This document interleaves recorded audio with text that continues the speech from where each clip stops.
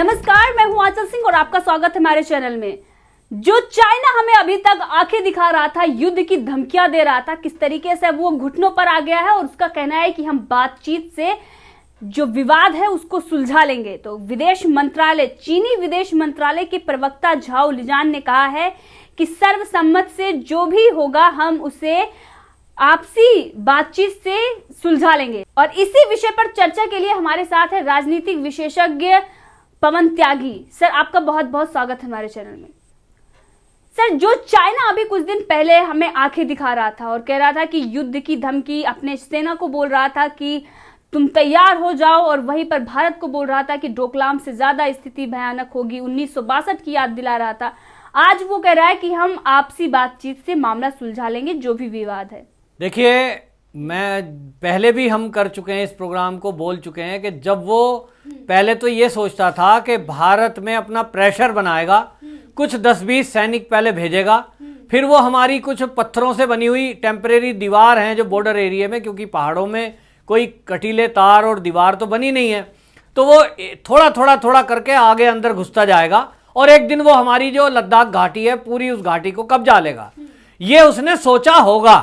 लेकिन अब जब से मोदी सरकार केंद्र में आई है और जब से सेना को ये खुली छुट्टी दी है कि वो दुश्मन से अपने तरीके से निपटे, जिस भाषा में दुश्मन बात करे उसी भाषा में उससे बात की जाए, तब आज हमारी सेना ने क्या किया कि जैसे ही उनके सैनिकों ने घुसने की कोशिश की, उनको पटकनी दी और उनको चोटें भी लगी हैं। ये पहली बार हुआ है कि चाइना के सैनिक पिट करके गए हैं। उसके बाद उन्होंने अपने सेना की नफरी बढ़ा दी, 5000 तक वो सैनिक ले आया, 250 से इकट्ठे 5000 सैनिक लाया, तो ये सोच के लाया कि अब भारत वाले डर जाएंगे कि भाई इतनी बड़ी गैदरिंग आ गई। फिर वो टेंट गाड़ने लगा, फिर उसने फाइटर प्लेन खड़े कर लिए। अब वो डराने की कोशिश कर रहा था कि ये भारत वाले लोग डर जाएंगे, और फिर ये उसने कहा कि पूरी घाटी मेरी है, इस घाटी को छोड़ के चले जाओ। उसने सोचा अब मैं बयान दूंगा, 5000 की भीड़ मेरे सैनिकों की देखकर, बख्तरबंद गाड़ियां देखकर, फाइटर प्लेन देखकर ये भारत की सेना डर के भाग जाएगी। लेकिन हम जैसे पहले बोलते आए हैं कि अब ये बदलता हुआ भारत है। अब आंख में आंख डाल करके बात करने वाला भारत, उसकी सेना मुंहतोड़ जवाब देने वाली है। और इसीलिए हमारे देश के रक्षा मंत्री राजनाथ सिंह जी से जब ये पूछा गया कि क्या स्थिति है, तो उन्होंने कहा कि मैं देश को आश्वस्त करना चाहता हूं कि हम किसी भी स्थिति में भारत के गौरव पर आंच नहीं आने देंगे। यह सख्त और स्पष्ट, ये चाइना के लिए एक चेतावनी थी हमारे देश के रक्षा मंत्री की कि किसी भी कीमत पर हम देश की ये जो है गौरव पर आंच नहीं आने देंगे। मतलब क्या है? मतलब 1 इंच भी अगर चाइना ने भारतीय सीमा में घुसने की कोशिश की तो उसको मुंहतोड़ जवाब दिया जाएगा।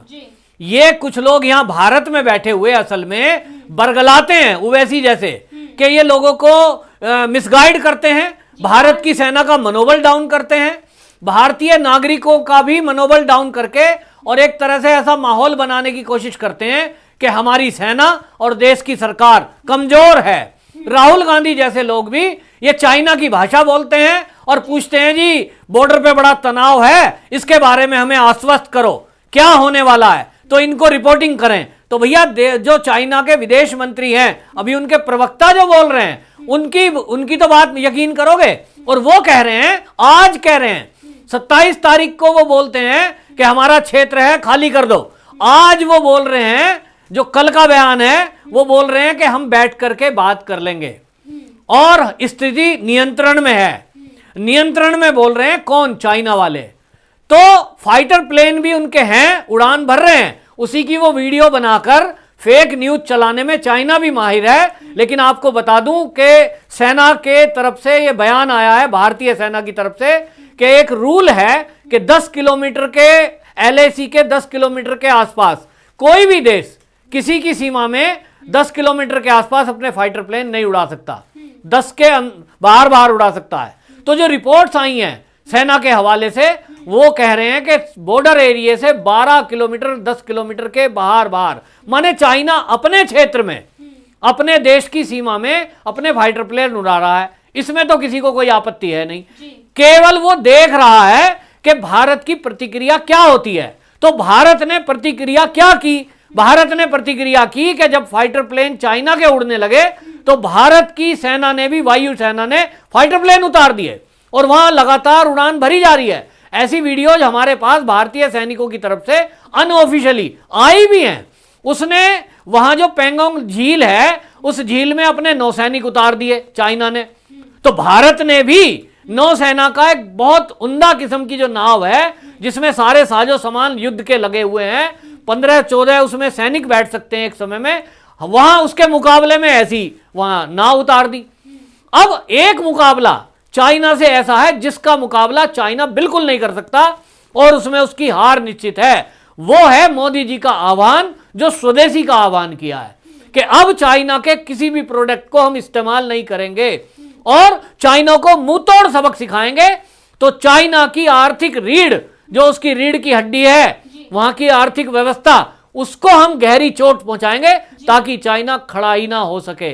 तो इसका मुकाबला चीन के पास नहीं है। सर, हमने देखा है कि सीमा पर तनाव चल रहा है, लेकिन चाइना भारत से मुकाबला नहीं करना चाहता। वो कहता है कि हम आपसी विवाद को बातचीत से सुलझा लेंगे। तो भारत से आखिर चाइना क्यों डरा हुआ है? क्या कारण है कि वो युद्ध नहीं करना चाह रहा?